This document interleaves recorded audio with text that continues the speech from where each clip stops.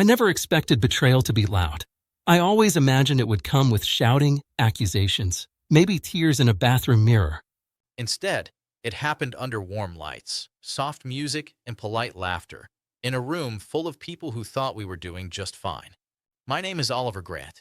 I'm 43 years old, married for 11 years, and until that night, I believed I understood my life. I believed I understood my wife, Hannah. The party was for her company's annual retreat. Nothing fancy. A rented hall, catered food, open bar. Hannah asked me to come because spouses were encouraged to attend. I remember hesitating. These events were never my scene.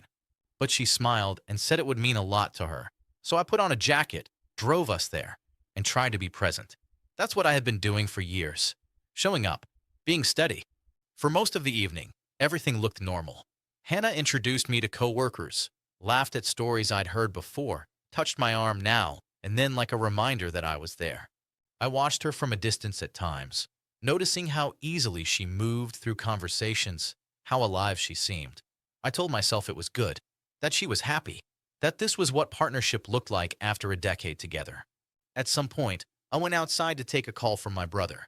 It took maybe 5 minutes. When I came back in, the music had changed, slower now, and people were closer together.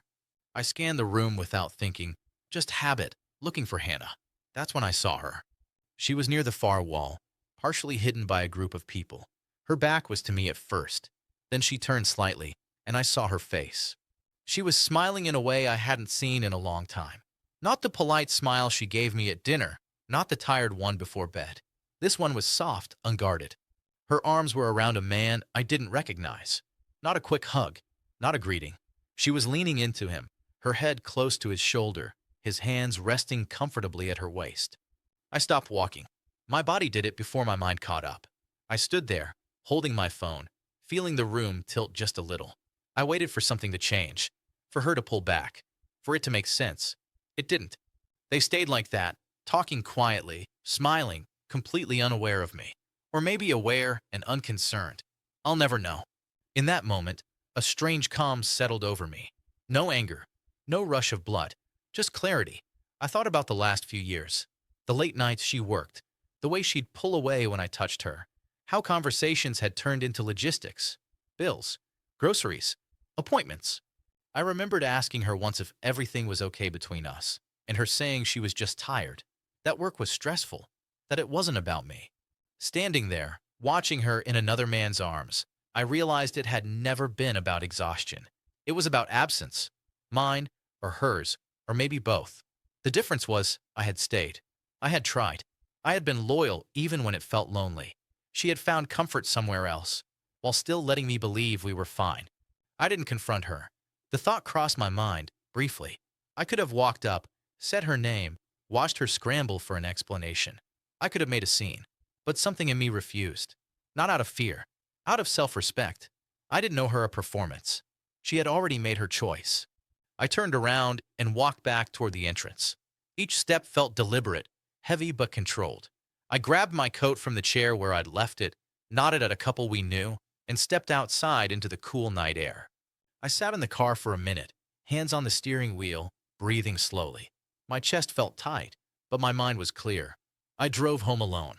Hannah came back hours later. I was sitting at the kitchen table when she walked in, surprised to see me. She asked why I'd left. I looked at her, really looked at her, and said I was tired. It wasn't a lie. I went to bed in the guest room that night. The next morning, I packed a bag. I didn't explain everything. I didn't need to. I told her I knew. She didn't deny it. She cried, said it was complicated, said she hadn't meant for it to happen. I listened quietly. Then I told her I was done. Not because of what I saw at the party, but because of what it confirmed. I had been alone in that marriage long before that night. Walking away wasn't dramatic. It was quiet. Papers signed. Conversations kept short. Friends were confused.